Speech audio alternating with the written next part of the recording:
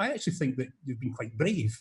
Brave in the way that you've been prepared to sacrifice the credibility and popularity of your own government just to stand by your man.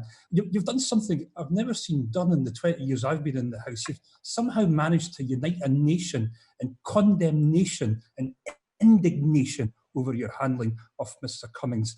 And as the chairman alluded, 80% of the British public now think Dominic Cummings broke the rules. 63% said you should sack him. But the most worrying thing, Prime Minister, is 65% say his conduct makes it less likely that the public will now follow lockdown rules. Surely, Prime Minister, surely no man is more important than keeping this nation safe.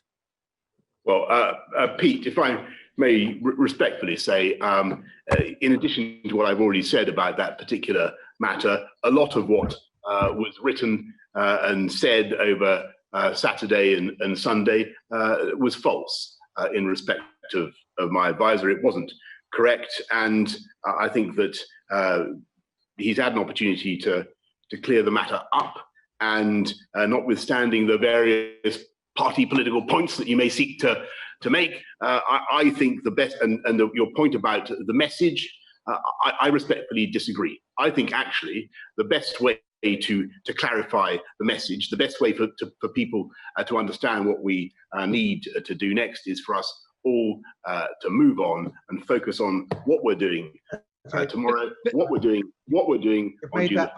Sorry, Prime Minister, I mean, have you had a look at your inbox? My inbox, like MPs across the UK, is filled with people listing their sacrifices to follow the instructions that you set. I've had constituents who haven't been able to see their grandchildren and families for months. People not being able to visit dying relatives or attend funerals. You know what this looks like to them? One rule for those at the heart of government and another rule for everyone else. He won't say sorry. Will you say sorry on his behalf? Well, of course, Pete, I am sorry for the pain, as I say, the anguish and the heartbreak of so many people in this country.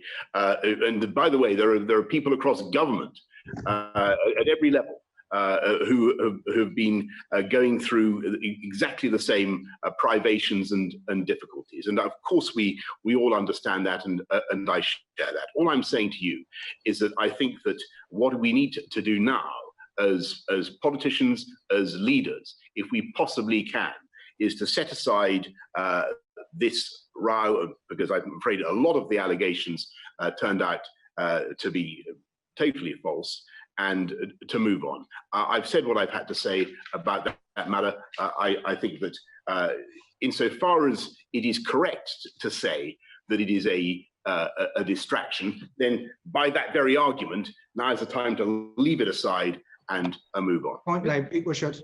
But this is just growing and growing, Prime Minister. The anger is reaching fever pitch. Writing this out just looks like petulant defiance. It's almost like you're now goading the nation. You know that eventually you will have to let him go. Why don't you now just get on with it?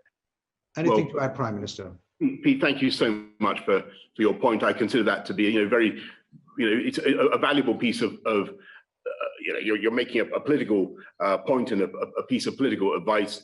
I consider that this government, what this government needs to do is focus on the needs of the nation, on sorting out this problem, and on getting our message across, and that's what we're going to do.